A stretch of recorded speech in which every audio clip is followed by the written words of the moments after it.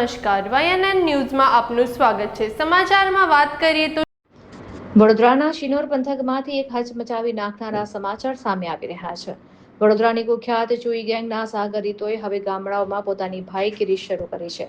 ગુસ્સી talk જેવા ગંભીર કેસમાં જેલની હવા ખાઈને માંડ બહાર આવેલા અરુણ માછીએ માલસર ગામમાં એક નિર્દોષ પરિવાર પર હુમલો કરી આતંક મચાવ્યો છે।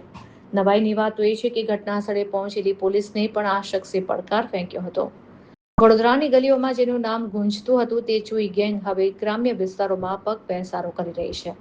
આ દ્રશ્યો છે શ્રીનોરના માલસર ગામના, જ્યાં અરુણ માછી નામના માથાભારે શખ્સે આખા ગામને બાનમાં લેવાનો પ્રયાસ કર્યો હતો। જેલમાંથી છૂટ્યાને હજી થોડા દિવસો પણ નથી થયા ત્યાં અરુણ માછીએ પોતાની અસલી ઓકાત બતાવી દીધી છે। માત્ર અરુણભાઈ કહીને સંબોધન ન કરવા જેવી સામાન્ય બાબતે રવિ ઠાકોર નામના યુવક અને તેના પરિવાર પર આ ગેંગ તૂટી પડી હતી। ઘરમાં ઘૂસીને પત્ની અને વૃદ્ધો સામે પણ આ ગુંડાઓએ હાથ ઉપાડ્યો હતો। જ્યારે પીડિત પરિવારે મદદ માટે 112 પર કોલ કર્યો ત્યારે પોલીસ સ્થળ પર તો પહોંચી પણ આ માથાભારે શખ્સ પોલીસને પણ ધોડીને પી ગયો હોય તેમ વર્તતો હતો। પોલીસ જવાન સાથે પણ ગેરવર્તન કરી તેણે કાયદો અને વ્યવસ્થાના લીરે લીરા ઉડાવ્યા હતા।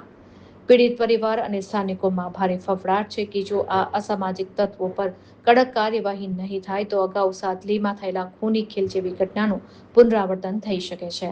હાલ તો શિનોર પોલીસ મથકે ફરિયાદ નોંધાઈ છે, પણ સવાલ એ છે કે ખાખીનો ખૌફ ક્યારે જોવા મળશે। હાલ તો આ મામલે શિનોર પોલીસે તપાસ તેજ કરી છે, પરંતુ જે રીતે વિડીયો વાયરલ થયો છે તે જોતા પોલીસની ઢીલી કામગીરી સામે અનેક સવાલો ઉઠી રહ્યા છે। શું આ માથાભારે શખ્સ સામે કડક પાસા હેઠળ કાર્યવાહી થશે કે કેમ તે હવે જોવાનું રહ્યું।